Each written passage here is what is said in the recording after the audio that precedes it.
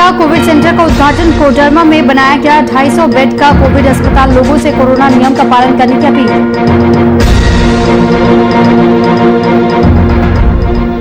पश्चिम बंगाल के हिंसा में कई लोगों की हुई मौत। बीजेपी कार्यकर्ताओं की हत्या पर नाराज बीजेपी के लोग। रांची में वर्चुअल तरीके से किया गया विरोध।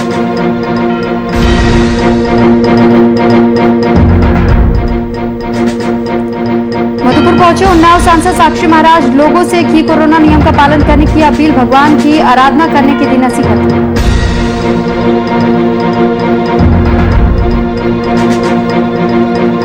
देश भर में कोरोना का कहर लगातार जारी। बढ़ती कोरोना महामारी को लेकर प्रशासन अलर्ट। बेवजह घूमने वालों पर हो रही है कार्रवाई।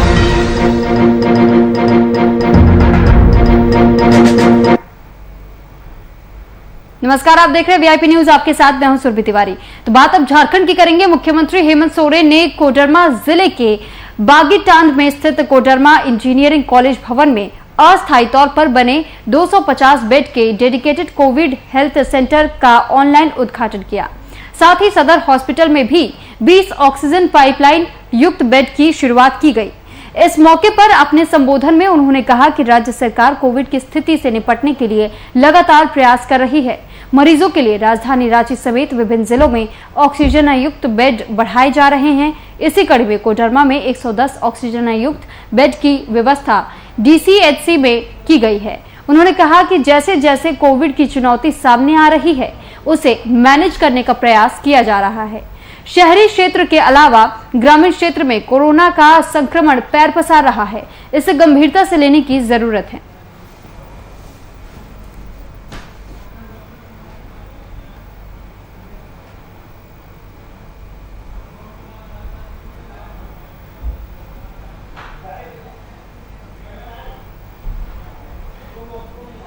और इस पर अधिक जानकारी के साथ शुभम कुमार संवाददाता हमारे साथ लाइव जुड़ चुके हैं। शुभम, जानकारी चाहेंगे आपसे कि इससे पहले जब संजीवनी वाहन का उद्घाटन किया था सीएम सोरेन ने, तब यहां पर यह भी अब देखा जा रहा है कि अब वर्चुअल माध्यम से ही, लेकिन एक बार फिर से उन्होंने लोगों को चौंका दिया है अपने नेक काम के द्वारा। 250 बेड की उपलब्धि जिस तरीके से झारखंड में मुहैया कराई गई है, तो इसको लेकर के लोगों के बीच किस प्रकार का माहौल इस वक्त देखने को मिल रहा है?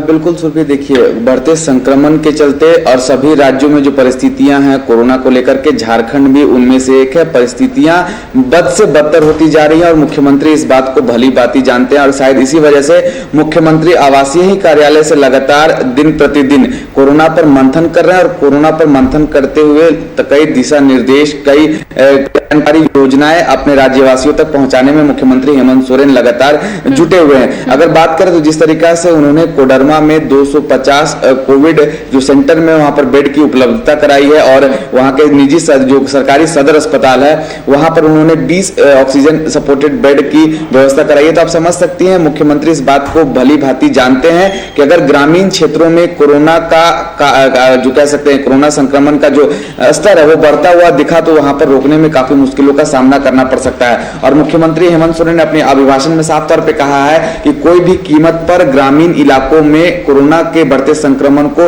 रोकना होगा और हर एक वो कदम उठाने अगर चाहिए तो उसे पीछे नहीं हटना और हर एक वो कदम उठाने को मुख्यमंत्री हेमंत सोरेन पदाधिकारियों को निर्देश दे चुके हैं कि बढ़ते संक्रमण के चलते ग्रामीण इलाकों में सबसे ज्यादा तैनाती की गई है पदाधिकारियों की और ग्रामीण इलाकों में कैसे संक्रमण को रोका जाए उस पर लगातार मुख्यमंत्री हेमंत सोरेन मंथन कर रहे हैं। जी ठीक, लेकिन शुभम आपसे ये भी जानेंगे कि जिस तरीके से ऑक्सीजन सप्लाई की भी जब बात की जाती है, क्योंकि कई ऐसे राज्य जहां पर ऐसी कंप्लेंट्स लगातार सुनने को मिल रही है कि ऑक्सीजन सप्लाई बेहद कम है, लोगों को बेड नहीं मिल रहे हैं, डॉक्टर्स की कमी भी है, टेक्नीशियंस की कमी है।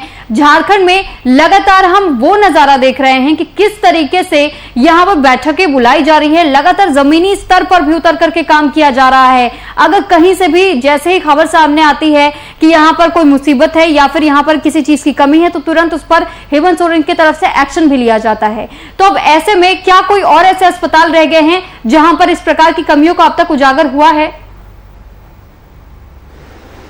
देखिए सुरभि, बिल्कुल जिस तरीका से मुख्यमंत्री हेमंत सोरेन ने संजीवनी वाहन को कल लॉन्च किया था झारखंड की शहर राजधानी रांची के लिए, और तमाम जगहों पर ऑक्सीजन मुख्यमंत्री हेमंत सोरेन के द्वारा पहुंचाए जा रहे हैं। किसी भी अस्पताल में अभी ऑक्सीजन की कमी देखने को नहीं मिली है, लेकिन जो मौजूदा तस्वीर है कोरोना को लेकर के, अगर बात करें झारखंड के सभी जिलों की बात करते हैं तो सभी जिलों में स्थिति अभी सामान्य है और मुख्यमंत्री लगातार जीतोड़ प्रयास किया जा रहा है। धरातल पर भी कहीं ना कहीं इस काम को देखा जा सकता है, और जिस दिन से बढ़ते हुए आंकड़े में उछाल आया है और लगातार होली के बाद से जो बढ़ते हुए आंकड़े सामने आ रहे हैं कोरोना को लेकर के, मुख्यमंत्री उसके बाद से ही सजग दिखाई दे रहा है। मुख्यमंत्री लगातार उसी दिशा में काम कर रहे हैं कि बढ़ते हुए संक्रमण को कैसे रोका जाए, और उसी के मद्देनजर झारखंड में स्वास्थ्य सुरक्षा सप्ताह भी लाया गया था, जिसका असर बखूबी देखने को मिला। 2 बजे के बाद सभी प्रतिष्ठानें बंद हो जाती हैं, सड़कें सन्नाटा में तब्दील हो जाते हैं। तो कहीं ना कहीं राज्य की जनता भी मुख्यमंत्री हेमंत सोरेन के इस निर्णय का परस्पर सहयोग कर रही है। लेकिन अब यह देखना होगा कि अगर जो जिस तरीका से मुख्यमंत्री लगातार निर्णय कर रहे हैं, अपने आवासीय कार्यालय से सभी चीजों का उद्घाटन कर रहे हैं, और ये लाभ जनता तक कितना पहुंचता है, अभी इसकी शुरुआत आज से हुई है। अब यह देखना होगा कि मुख्यमंत्री हेमंत सोरेन का ये जो प्रयास है कितना धरातल पर सत्य साबित होता है। ठीक, शुभम, वैसे आपने जिस तरीके से अभी तमाम बातें बताई और तमाम आंकड़े भी हमारे सामने रखे, लेकिन अगर हम बात करते हैं जब दूसरे राज्यों की भी, क्योंकि चाहे दिल्ली की बात करें, मुंबई की बात करें या फिर बिहार की बात कर ले, तो ये वो ऐसे राज्य है जहां पर तेज रफ्तार से कोरोना का कहर देखने को मिल रहा है। लगातार आए दिन हजारों संख्या में नए नए एक्टिव केसेस के मामले सामने आ रहे हैं। जब झारखंड की हम बात करते हैं तो झारखंड में ये भी हमने देखा कि किस तरीके से जल्द कंट्रोल करने की कवायद शुरू की गई, और उसके बाद से कैसे पहले तो साप्ताहिक तौर पर स्वास्थ्य सप्ताह के तौर पर इसे मनाया गया और मिनी लॉकडाउन का रूप देखा गया। अब 31 मई तक के लिए लॉकडाउन लगा दिया गया है झारखंड में। तो क्या उम्मीदें सरकार को लग रही हैं कि क्या इसके बाद से अब आंकड़े दोबारा से कम दर्ज किए जाएंगे, क्योंकि अचानक से जो आज 5000 का उछाल आया, तो इसके बाद यह फैसला ले लिया गया लॉकडाउन लगाने का। क्या कहते हैं इस पर आप? बिल्कुल सुरभि, आज से ठीक 3 दिन पहले आंकड़े में थोड़ी कमी जरूर आई थी, लेकिन जो मौजूदा आज की आंकड़े अगर बात बताएं, 5974 आंकड़े पूरे झारखंड से आए थे। राजधानी रांची की बात करें तो 1165 संक्रमित मरीजों के आंकड़े सामने आए थे। ये चिंता का विषय है, स्थिति भयावह होते जा रही है। शायद इसीलिए कड़े निर्णय लेने की आवश्यकता थी, क्योंकि झारखंड के वित्त मंत्री डॉक्टर रामेश्वर उरांव ने साफ तौर पर कह दिया था कि कुछ कड़े कदम उठाने की जरूरत है, सख्तियां बरतने की जरूरत है, तभी जाकर हम संक्रमण को बढ़ने से रोक सकेंगे। और कहीं ना कहीं अब मुख्यमंत्री इस बात को भी जानते हैं कि अगर संक्रमण के चेन को तोड़ना है, ग्रामीण इलाकों तक अगर संक्रमण को नहीं फैलने देना है, तो कड़े कदम उठाने की आवश्यकता है। शायद इसीलिए आज ये कड़े कदम उठाए गए हैं, और तमाम जगहों पर स्वास्थ्य से जितने भी जुड़े सुविधाएं हैं वो गांव-गांव और गली-गली तक पहुंचाए जा रहे हैं मुख्यमंत्री के द्वारा, और सभी लोग इसमें कह सकते हैं अपना सहयोग बखूबी दिखाते हुए नजर आ रहे हैं। लेकिन अब जिस तरीका से बढ़ते हुए आंकड़े सामने आ रहे हैं, और आंकड़ों में कब गिरावटें आएंगी ये तो आने वाला समय बताएगा। और राज्य की जनता भी कोरोना के इस विकराल रूप से कहीं ना कहीं डरी सहमी जरूर है। शायद इसी वजह से अब लोग सारे प्रोटोकॉल का पालन बखूबी कर रहे हैं, लेकिन कुछ लोग ऐसे भी हैं जो बिना वजह सड़कों पर घूम रहे हैं, मास्क का सेवन नहीं कर रहे हैं, उन पर भी प्रशासन की ओर से कार्रवाई की जा रही है। अब कहीं ना कहीं राज्य सरकार का, राज्य की जनता बखूबी सहयोग करते दिखाई दे रही है, लेकिन अब यह इंतजार सिर्फ एक बात का है कि आखिर बढ़ते हुए जो आंकड़े हैं वो कम होते कब नजर आएंगे। जी चलिए ठीक, बहुत धन्यवाद शुभम आपका तमाम जानकारी हम तक पहुंचाने के लिए।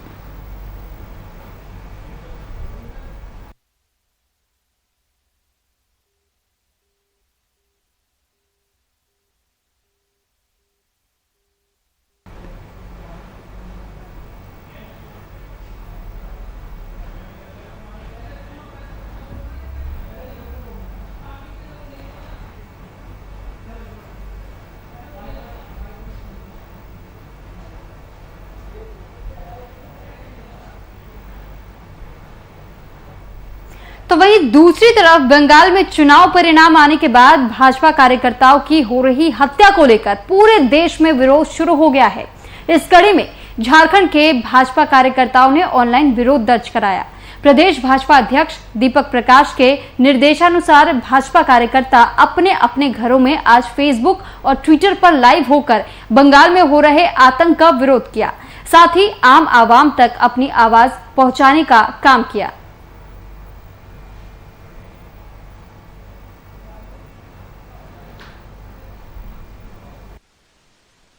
रिजल्ट के बाद यानी 2 मई के बाद से लेकर कल तक ऐसे भारतीय जनता पार्टी के 9 कार्यकर्ताओं की हत्या हो चुकी है। इन हत्याओं के विरोध में भारतीय जनता पार्टी के प्रदेश अध्यक्ष आदरणीय दीपक जी, प्रदेश युवा मोर्चा के अध्यक्ष आदरणीय किशोर जी ने आह्वान किया कि भारतीय जनता युवा मोर्चा के सारे कार्यकर्ता फेसबुक लाइव, ट्विटर लाइव के माध्यम से बंगाल में हो रही राजनीतिक हत्याओं के प्रति और उनके को जो राजनीतिक हिंसा के प्रति, उनके घरों को जो लूटा जा रहा है, उनको लेकर अपना सोशल मीडिया के माध्यम से अपने घरों पर धरना प्रदर्शन करेंगे और अपनी बात को सोशल मीडिया पर, प्लेटफॉर्म पर रखेंगे। 2 मई को चुनाव परिणाम आने के उपरांत जिस तरह से बंगाल में रक्त चरित्र का प्रदर्शन हो रहा है और टीएमसी के कार्यकर्ताओं ने जिस तरह से भारतीय जनता पार्टी के कार्यकर्ताओं पर जुल्म ढाए, उनकी हत्याएं की, महिला कार्यकर्ताओं के साथ बलात्कार किया, तो कहीं न कहीं पूरे देश के लिए चिंता का विषय होना चाहिए। लेकिन देश का प्रबुद्ध वर्ग आज भी चुप्पी साधे बैठा है। जिन लोगों ने छोटी छोटी बात पर न जाने किस तरह से अपने विरोध प्रदर्शन करने के लिए यूनियन तक अपनी आवाज पहुंचाई, आज सभी लोगों की चुप्पी कहीं न कहीं लोकतंत्र को कमजोर करने की दिशा में एक कदम है। और भारतीय जनता पार्टी के नेताओं ने आज शालीनता पूर्वक ऑनलाइन विरोध प्रदर्शन करके अपनी आवाज पूरे आवाम को दी है कि मुक्त बने रहने का समय नहीं है और केंद्र सरकार भी अपनी दायित्व का निर्वहन करते हुए वहां जो भी उचित हो, संवैधानिक कदम हो, न्यायिक कदम हो, उठाए जाने चाहिए ताकि कार्यकर्ताओं का जान और माल की रक्षा की जा सके। और इस पर हमसे बातचीत करने के लिए सरोज सिंह बीजेपी प्रवक्ता हमारे साथ जुड़ चुके हैं।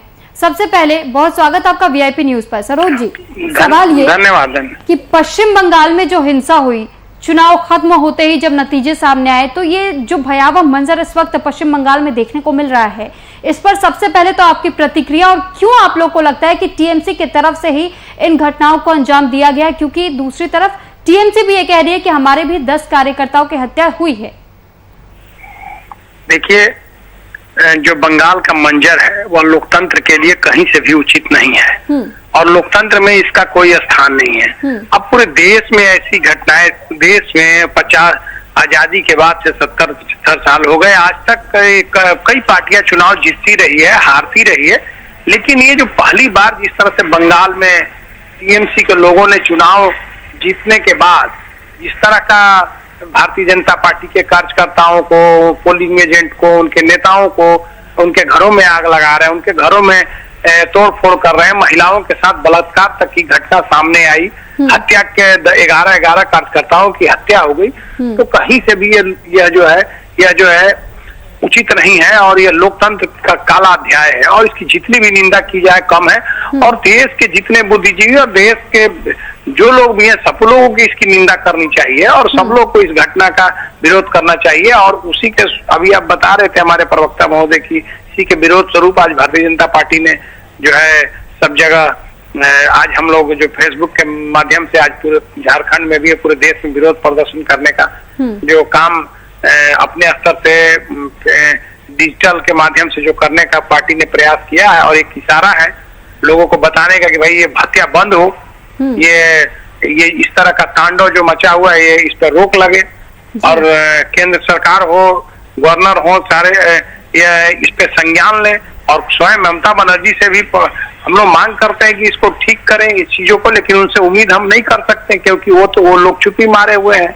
वही ऐसा पुलिस पदाधिकारी फोन नहीं उठा रहे, इसका मतलब भी लगता है कि कहीं ना कहीं उन लोगों को पैसा है और इस तरह से जो जी सरोज जी, लेकिन ये भी देखा गया कि जेपी नड्डा भी अभी हाल फिलहाल में पश्चिम बंगाल के दौरे पर पहुंचे हुए थे और जिन बीजेपी कार्यकर्ताओं की हत्या हुई है वहां पर उनके घर पर वो पहुंचे, उन्होंने उनके परिवार वालों के साथ सहानुभूति रखी और उसके बाद से विरोध प्रदर्शन भी किया कि टीएमसी की तरफ से जो चीजें करवाई गई है वो बेहद शर्मनाक है। तो ऐसे में जिस तरीके से अभी तमाम राज्यों से भी बीजेपी के जो कार्यकर्ता है वो ऑनलाइन अपनी आवाज बुलंद कर रहे हैं, तो ऐसे में क्या मांग आप रखना चाहेंगे अपनी तरफ से? नहीं, हम पहले तो सबसे पहला मांग है और हमारी नहीं, पूरे पार्टी की एक एक लोग को और देश के में जो शांति चाहने वाले लोग सबकी मांग है कि पहले वहां हिंसा बंद हो और जो लोग हिंसा में लिप्त हैं, जो लोग इस कार्रवाई को अंजाम दिया, ऐसे लोगों को जेल में डाला जाए, कड़ी से कड़ी सजा उनको मिले, उनकी गिरफ्तारी हो और तांडव बंद हो। सबसे पहला मांग जो है यही है, पार्टी की भी मांग है, देश के जो अमन चैन चाहने वाले लोगों की मांग है, सारे लोगों की मांग है। चलिए ठीक, बहुत धन्यवाद सरोज जी आपका तमाम जानकारियां हम तक पहुंचाने के लिए, हमसे बातचीत करने के लिए।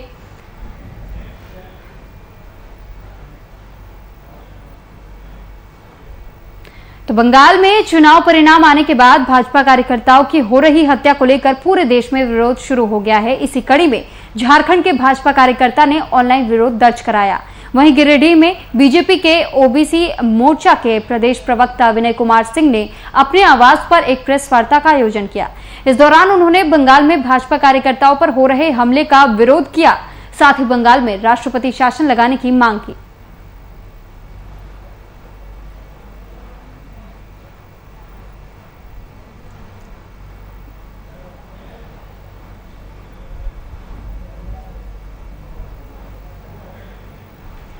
तो गिरिडीह की खबर आपको बता रहे हैं, जिस ओर पश्चिम बंगाल में जिस तरीके से आगजनी हुई और बलात्कार जैसे मामले सामने आ रहे हैं, चुनाव खत्म होते ही जैसे नतीजे सामने आए उसके बाद से ये बीजेपी की तरफ से आरोप लगाया गया कि बीजेपी कार्यकर्ताओं के घरों पर तोड़फोड़ की गई, कार्यालयों पर तोड़फोड़ की गई और महिलाओं के साथ प्रताड़ना की गई। तो इस तरीके से अब ऑनलाइन के माध्यम से हो या फिर किसी भी माध्यम से तमाम राज्यों से बीजेपी के जो कार्यकर्ता है वो अपना विरोध जाहिर कर रहे हैं।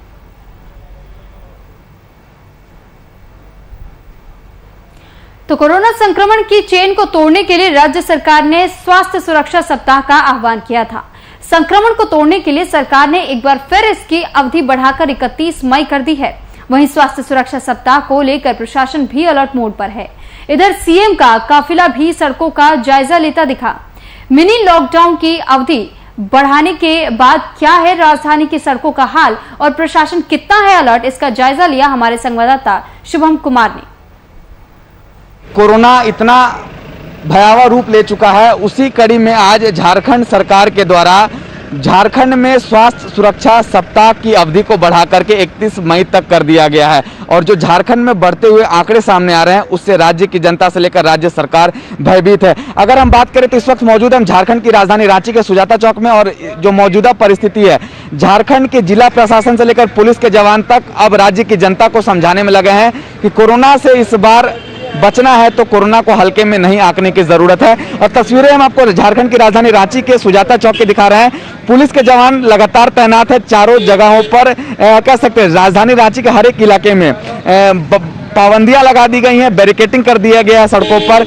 आवागमन पूरी तरीके से रोकने के लिए लगातार लोगों के फाइन काटे जा रहे हैं। पुलिस प्रशासन लगातार लोगों को समझा रही है कि बिना वजह के घर से बाहर निकलने की आवश्यकता नहीं है। सीधी तस्वीर हम आपको झारखंड के राजधानी रांची का सुजाता चौक के दिखा रहे हैं, जहां पर लगभग 10 से ज्यादा पुलिस के जवान तैनात हैं। वो लगातार सभी गाड़ियों को चेक कर रहे हैं कि आखिर वो वाहन कहां से आ रही है, किस पर्पस से आ रही है। तो मौजूदा परिस्थिति को देखकर लगता है अब पुलिस प्रशासन पूरी मुस्तैदी के साथ राज्य की जनता को समझाने में, राज्य की जनता को जागरूक करने में लग गई है। और दूसरी तस्वीर हम आपको दिखाएं, देखिए जिस तरीके से बैरिकेटिंग किया गया है सड़कों पर, तमाम गाड़ियों को रोका जा रहा है, चेकिंग किया जा रहा है कि आखिर कहां से ये लोग आ रहे थे, कहां की ओर जाना है। बिना मतलब के घर से बाहर निकलने की अनुमति फिलहाल किसी को नहीं दी गई है। और जो सरकार के द्वारा अवधि बढ़ाई गई 31 मई तक ये स्वास्थ्य सुरक्षा सप्ताह झारखंड में लागू कर दिया गया है। सुबह 6 बजे से लेकर 2 बजे तक ही लोगों को बाहर निकलने की अनुमति है। सभी प्रतिष्ठानों को बंद करने का दिशा निर्देश भी दिया जा चुका है। इसी कड़ी में जो मौजूदा तस्वीर देखने को मिल रही है, पुलिस प्रशासन अपने तरफ से पूरी तरीके से तैयार है। राज्य सरकार लगातार कोरोना पर मंथन कर रही है। बस राज्य की जनता को जागरूक होने की जरूरत है। और हम भी राज्य की जनता से लगातार अपील कर रहे हैं कि बिना मतलब के घर से बाहर ना निकलें। अगर कोई जरूरी सामान लेना हो तभी घर से बाहर निकले और कोरोना के बनाए गए तमाम गाइडलाइन प्रोटोकॉल का बखूबी पालन करें, तभी जाकर इस संक्रामक बीमारी को हम जड़ से खत्म करने में आगे आ सकेंगे। अपने सहयोगी विशाल के साथ संवाददाता शुभम कुमार, वीआईपी न्यूज रांची। और वहीं दूसरी तरफ स्वास्थ्य सुरक्षा सप्ताह का अनुपालन कराने को लेकर प्रशासन अलर्ट मोड पर है। इसी कड़ी में लातेहार के बालूमाथ में स्वास्थ्य सुरक्षा सप्ताह का अनुपालन नहीं होने की शिकायत पर बालूमाथ वीडियो ने टीम गठित कर अभियान चलाया। इस दौरान जिस गैर जरूरी दुकानों को खुला पाया गया उस पर कार्रवाई करते हुए जुर्माना लगाकर दुकानों को सील कर दिया गया। लगातार सूचना प्राप्त हो रहा था कि यहाँ पे शटर बंद करके और ग्राहक को अंदर रखकर और सामान बिक्री किया जा रहा है। कोरोना काल में अभी ये सब होते हुए भी इनके द्वारा इतना बड़ा लापरवाही बरता जा रहा था। प्रखंड विकास पदाधिकारी के आदेशानुसार दिन प्रतिदिन बढ़ते कोरोना संक्रमण से पूरा देश और प्रदेश त्रस्त है। इस कोरोना काल में आम लोगों की तमाम गतिविधियां मानो थम सी गई हो। ना तो कोई व्यवसायिक कार्य हो पा रहा है और ना ही सामाजिक कार्यक्रम। शिक्षा क्षेत्र का भी हाल यही है। तो धीरे धीरे लचर होता शिक्षा व्यवस्था भी अब नजर आ रहा है। झारखंड में भी शिक्षा की स्थिति खराब होती जा रही है। कोरोना संक्रमण में इजाफे के कारण राज्य में घटते शिक्षा स्तर पर देखिए हमारी खास रिपोर्ट।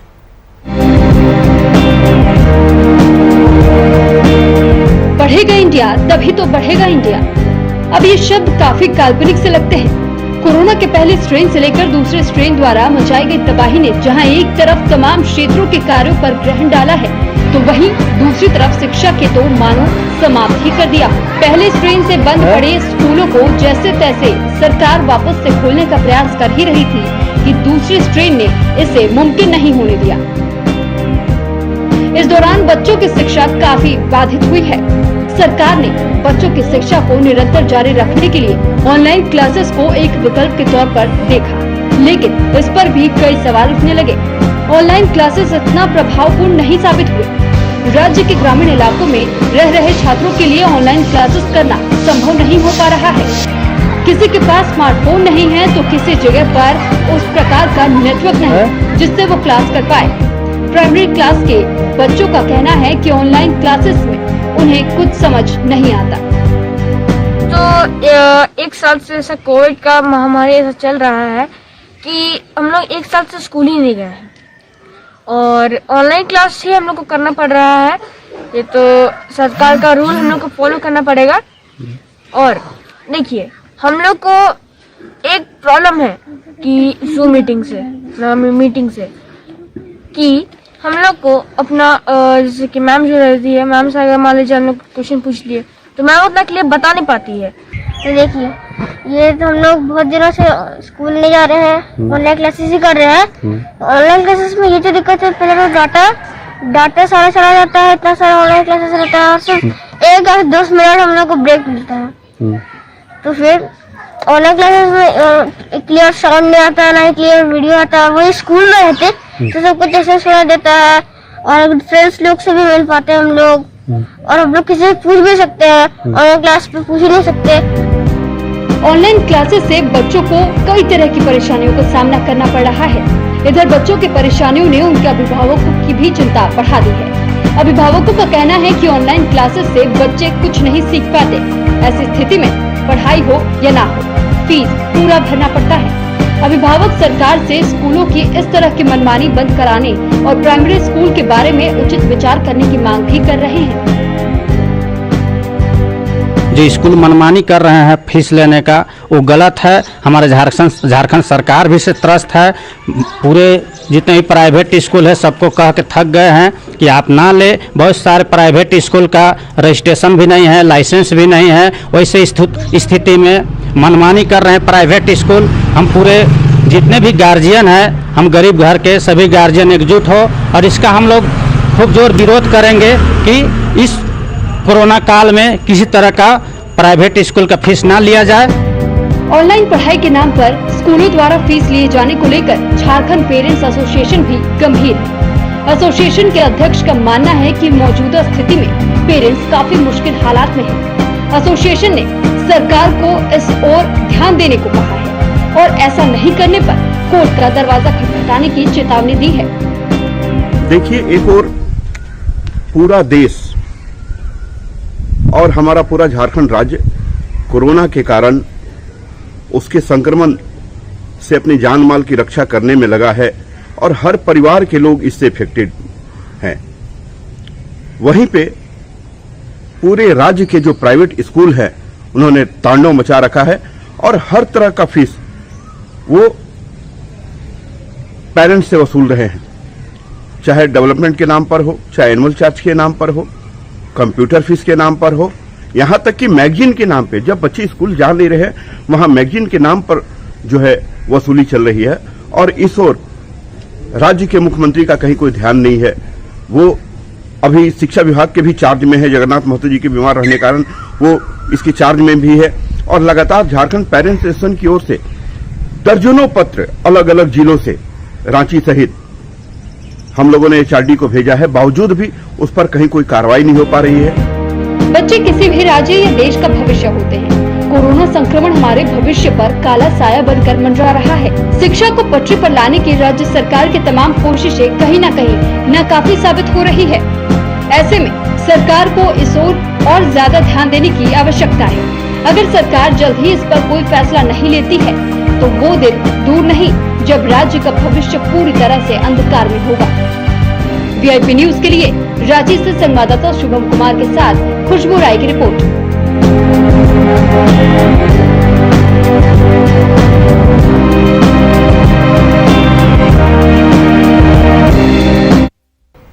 फिलहाल इस बुलेटिन में इतना ही। आप बने रहिए VIP न्यूज के साथ। नमस्कार।